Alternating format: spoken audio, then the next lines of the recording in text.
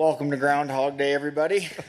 I was say, what a weird couple of weeks, months. I mean, it's been a crazy stretch for you, man. What's this whole experience been like for you? You know, the night before a fight is the absolute worst. You don't get any sleep, so all this was doing is just a little bit of practice, you know, just going through the motions, getting ready, but then not, and then getting ready, and then not. And then it's funny, after the Joe thing 2 weeks ago, Dana was like, nah, go have the weekend, you know, go enjoy the 4th with the family. So I go to the lake, start building a house, drinking a bunch of beer and eating barbecue, and then they call me like, hey. And I was like, oh, God. Well, it has to be at 70 because I'm beer-bellied up now. And they're like, yeah, no problem. And so I'm like 168, cruising, being able to eat all week. The first time, it's crazy waking up today. What's today? Thursday? Wednesday? And being able to, like, go eat dinners and enjoy fight week for once, you know, so it's cool.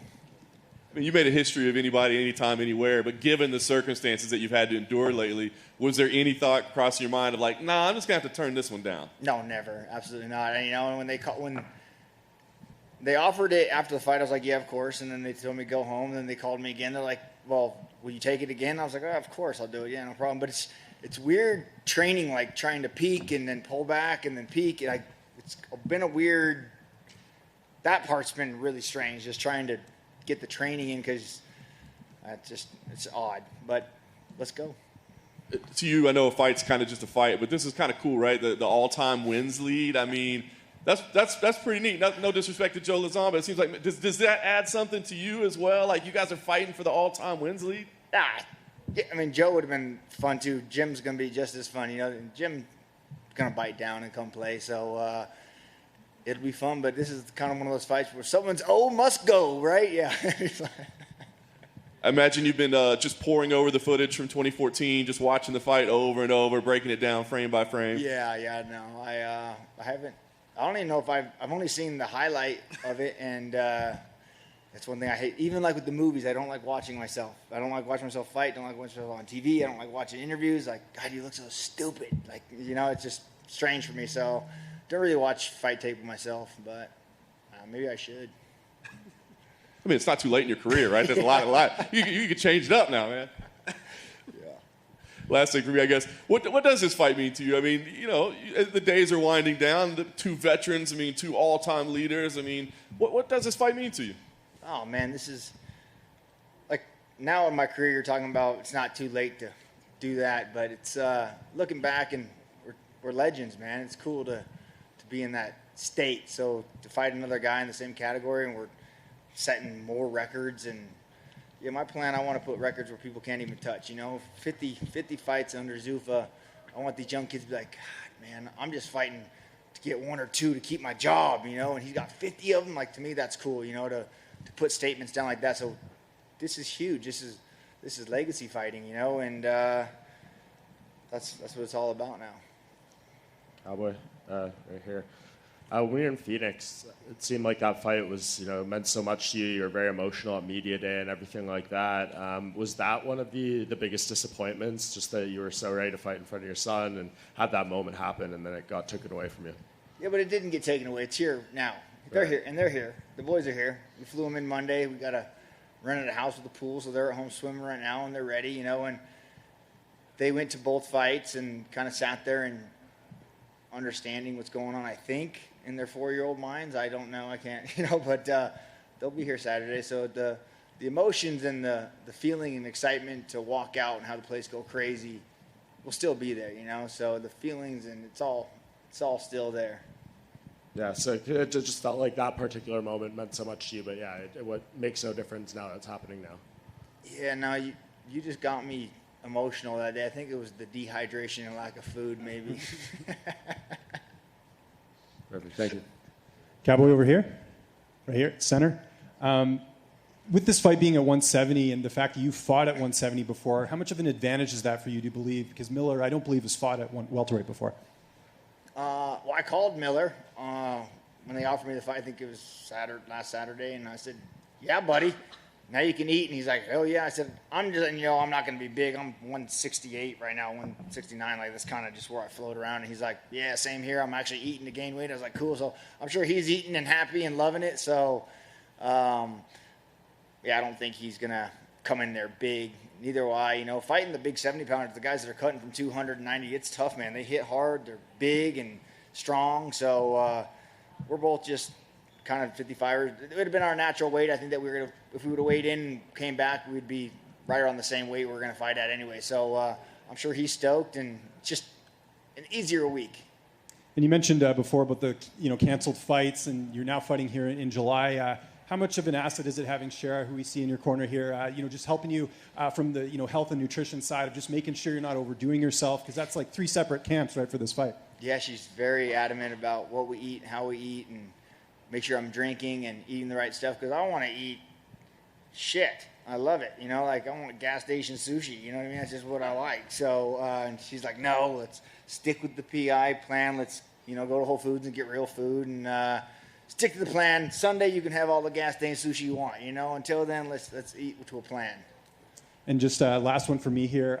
What does it mean to be a part of this, big card? Like, again, it's I know it's not ideal with having the fights moved around, but to be a part of this card with 2 title fights, and now you're on this card, how special is that for you at this point in your career? Yeah, when Dana called me, he's like, I would love for you to be on ABC. I was like, yeah, of course. Dana, listen, I just want to fight in front of a live crowd. You put me the first fight, the last fight, the middle fight, I don't care where on the card I fight. The people watching at home, it's cool, but the people watching in the crowd, that's what I like, the energy and the roar of the thunder. It's a different thing. So where I am on the card and the ABC, that's awesome. I don't mind doing that at all. So, but fighting, I was just looking at the roster the other day, like, wow, he's fighting. There's a lot of, it's a big one, International Fight Week and giant card, million eyes. So my kind of party. Thanks for the time. Cowboy, is it funny that you're at the stage of your career now where you can text and call all of your opponents as soon as you get signed to fight them? Yeah.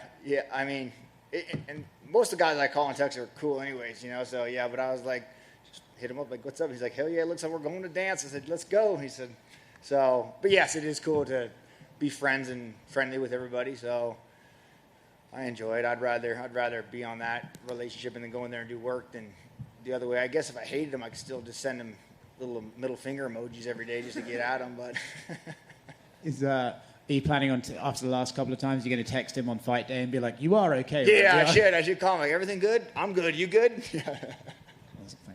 Cowboy back here. Thank you, sir.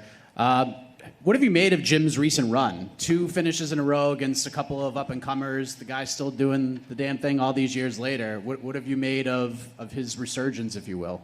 God, that would mean I had to watch fights, so I have no idea, to be honest. I apologize to Jim. I just have no idea. But good for him. I'm glad. That's awesome. I have so much shit going on in my life that following other people, what they're doing, I don't focus on any of that. You want to hit that magic number of 5-0. That's the number. That's the one you keep mentioning. So I'm curious, if we get to that point and the phone rings after 49 and the UFC calls you and says, hey, this is number 50. You get to fight whoever you want. Who's that going to be? Oh, I thought you were going to ask me if they call me for 51, and I'm going to say, all right, I'll be there. Probably. Oh, I don't care. It doesn't matter. I never gave much for the opponent, but just whoever wants to have some fun, and hopefully it's a big New Year's card or another 4th of July card, a big 50, a nice blowout, a nice goodbye. And but the opponent, whoever wants to bite down and have some fun. Is that 5-0, is that like the last accomplishment that you have? Is that the last box essentially that you need to check, or is there something else you feel that you haven't done at this point, which is kind of weird to ask or think about? Yeah, it's kind of weird to ask and think about, but 50 is a pretty solid number for me, and it's fun now not fighting for anybody but myself. Like, I don't have to worry about anything. I don't have to go out there and try and, this one's for you, Grandpa, this one's for you. I want to show my submission game's good. Like, man, how about Cowboy, you just go get 50 because, goddamn it, you want 50, So that's kind of where I am in my life now. Hey, Cowboy back here. Obviously, with all that rescheduling, I have to imagine, the after party, all of that other stuff, that's twice that you didn't get to follow them. Has it stayed the same through all the changes, and is it still the same for Saturday? For after party? Yeah. Oh, yeah. I think people think I'm like an alcoholic and I like to party and drink. I think I put the wrong impression out there. My after fight Saturday night is go get something to eat and go to bed. That's usually, all my friends are always like, where's the party? I said, I don't know where you're going, but I'm going to bed. So, yeah, there's not really an after party. Sunday, I'll drive home. Monday, I'll go back to the lake, and I'll be at the lake. So that's kind of my after party is the lake. And nope, I went to the lake after the last one, so nothing changed. So, but as far as going out and partying and chasing women, I got a mama at home, and I got 2 boys that want to go swimming. So we'll probably just go do that. When you first had your son, everything was, you talked about the new motivation and everything else. Is the motivation any different fighting, knowing you have 2 kids as opposed to 1? I got 3 now. I got 1 on the way.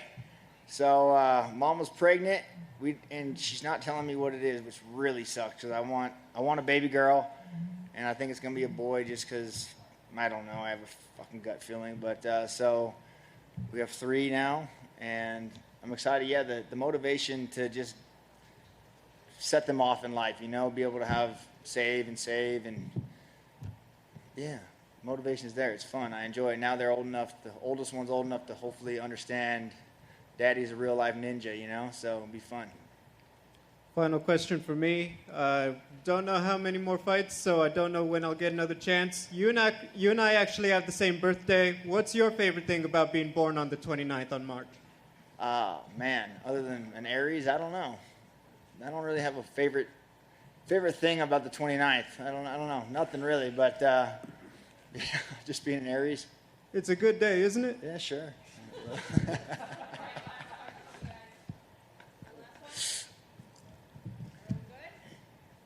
We got him. Hell yeah. Thank you, guys.